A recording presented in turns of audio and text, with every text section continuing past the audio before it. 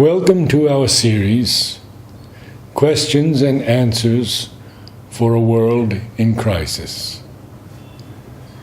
As you are aware, all of the answers are from the works of Sri Aurobindo and the Mother.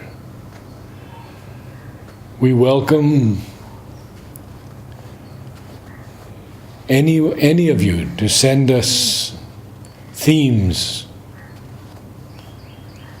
that you would like defined, explained. Especially, I invite young people with the many problems they face in this incredibly rapid and confusing world at this time. Today, the subject is the psychic. When humanity was first created, the ego was the unifying element. It was around the ego that the different states of being were grouped. But now that the birth of superhumanity is being prepared, the ego has to disappear and give way to the psychic being, which has slowly been formed by divine intervention in order to manifest the divine in the human being. It is under the psychic influence that the divine manifests in man, and thus prepares the coming of superhumanity. Mother wrote the following on the 8th of February, 1972. The psychic is immortal, and it is through the psychic that immortality can be manifested on earth. So the important thing now is to find one's psychic, unite with it, and allow it to replace the ego, which will be compelled either to get converted or disappear. The psychic may see and regret the stupidity of the other parts of the being, but by its very nature, it is impossible for it to be depressed. The whole being must be governed by the psychic being, and by that alone. It is behind the mind, behind the vital, in the psychic center, that one can find the quietness that never wavers. The extreme sweetness of the psychic consciousness always makes the outer consciousness weep with emotion.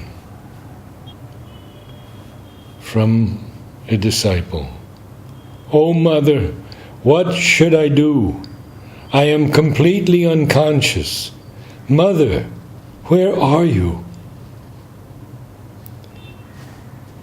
In your psychic being, I am always present there. It is there that you can find me, and must find me. And when you have found me, there, in the depths of your heart, you will also recognize me in my physical form. The psychic voice is silent. It manifests in the form of an understanding or knowledge rather than in words. Question to the mother: isn't there any difference between the effect of the psychic voice and the voice of the mental Purusha? Mother: yes, there is a great difference. It is much more difficult to hear the psychic message than the voice of the mental Purusha. The latter is not infallible and is liable to err. The psychic never errs. When can one hear the psychic message? When one is very silent and attentive. It is only in a state of calm that one can enter into contact with one's psychic consciousness. It is certainly not sadhana that stands in the way of inner peace. On the contrary, for the sadhana is based entirely on this inner peace, which is the essential condition for progress. To enter into contact with the psychic consciousness, a patient concentration is indeed necessary.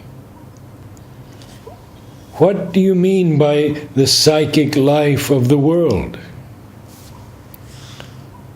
Just as there is a psychic life in human beings, there is a psychic life in the earth, and doubtless in other worlds too.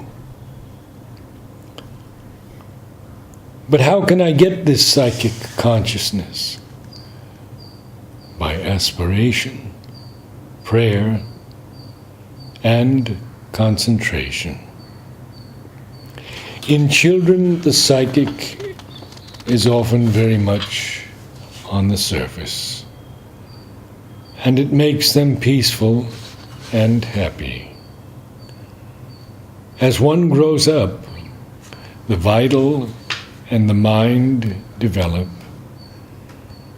and take on more importance.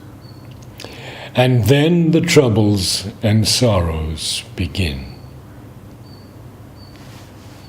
The psychic being is constantly and invariably in contact with the divine, and never loses this contact.